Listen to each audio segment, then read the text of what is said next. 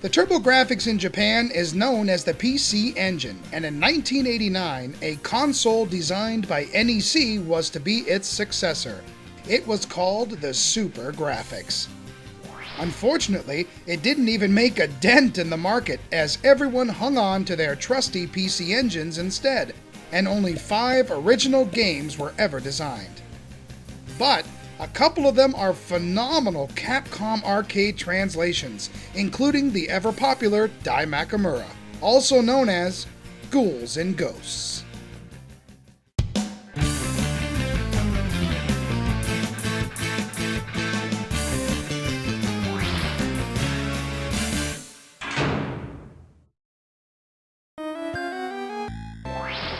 The first thing you'll notice about the game, along with other SuperGrafx titles, is that it comes with a cool outer sleeve.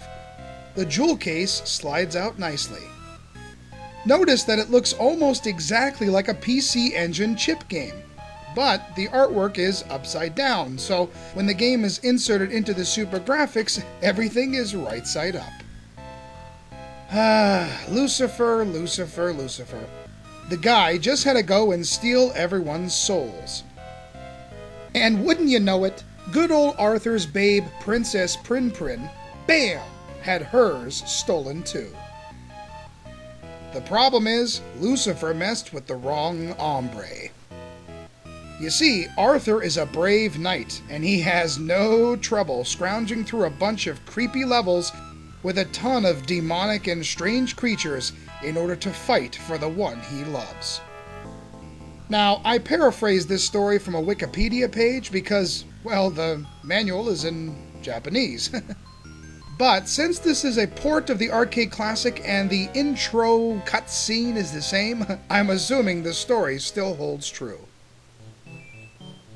The game is actually a sequel to Ghosts and Goblins, also a Capcom arcade hit, though most of us old-time gamers know it best on the 8-bit Nintendo. And it was hard. Well, Ghouls and Ghosts follows in this tradition of difficulty by pumping out one crazy platformer. There are 5 levels, each split into 2 parts, with a boss at the end guarding the giant creepy door leading to the next stage. Arthur gets basically 2 chances before he dies, the second of which he gets to spend in his underwear. If you listen close, you can hear the Fruit of Loom guys giggling. In each level, Arthur must fight a ton of spooky characters. Zombies, buzzards, evil statues, devils, turtle boulders, eyeball clouds, skeleton dragons, pigs, evil armor, and if that wasn't enough, each level tosses in a bunch of obstacles like guillotines, weather changes, barrels, moving platforms, treacherous floors. Man, how can Arthur possibly get through all this? Well, with armor and weapons, that's how. At the beginning, he has a simple plain suit of armor and a throwing lance, which he can shoot forward as well as up and down. As the game continues, he can reveal new items left behind by enemies and inside of chests. Thank God. Now, learning all about these items, especially the weapons, is crucial to success with this game because they all have pluses and minuses. The original weapon isn't really that bad and will get you through a lot of tough situations. The sliding shield, it's passable. But the throwing axe, which arcs upward and is super slow, the sword, which has very short range, and the blue flame, they tend to be a tad more powerful, but in my opinion, are useless. If you're lucky and can snag the tiny throwing knife, keep it. It shoots fast and accurately and is awesome. Seriously, it is worth dying just to avoid grabbing a weapon that will hinder your progress. Trust me, you'll thank me later. Finding the gold armor equips Arthur with a special attack while holding down the attack button. What special attack he has depends on what weapon he currently possesses, with the lightning bolt and, what I like to call, shadow of oneself, being a favorite of mine. But you cannot attack while charging, so use it wisely. The chests also hold the magician at times, who will appear, transforming Arthur into a chicken or an old man, slowing him down. Why? I have no idea. Now, anyone who is familiar with this series at all will tell you that it likes to screw with you. You see, you get all the way to the end, busting your you-know-what, and then it forces you back to the beginning to do it all over again. You have to repeat all of the stages a second time, with slightly ramped up difficulty.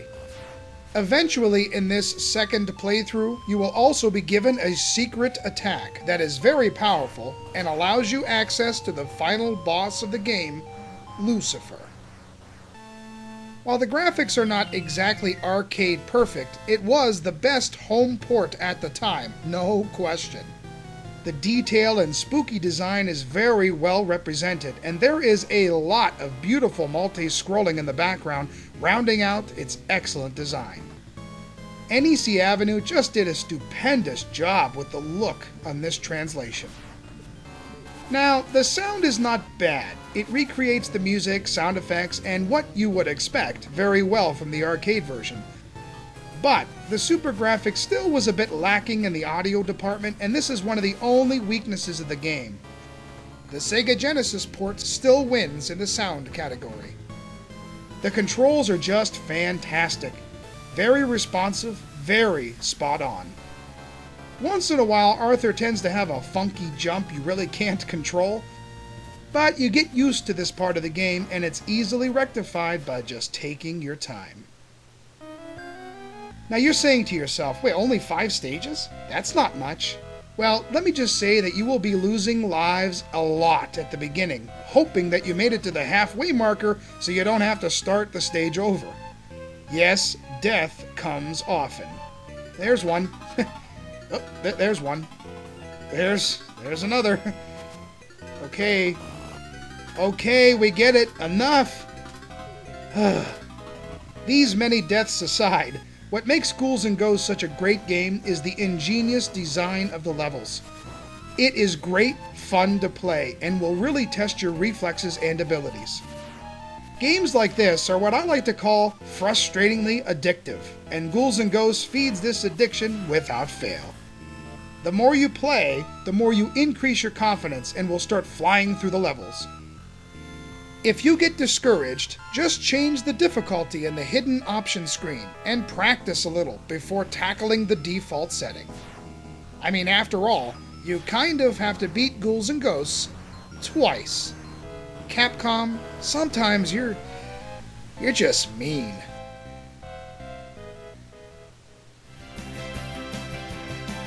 Ghouls and Ghosts is probably one of the most, if not the most, fulfilling games to beat on its 3 credits default setting.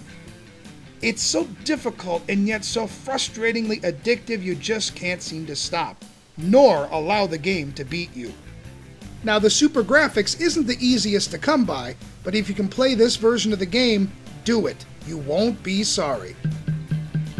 Unless you grab that blue flame thing. Otherwise, good times. Good times.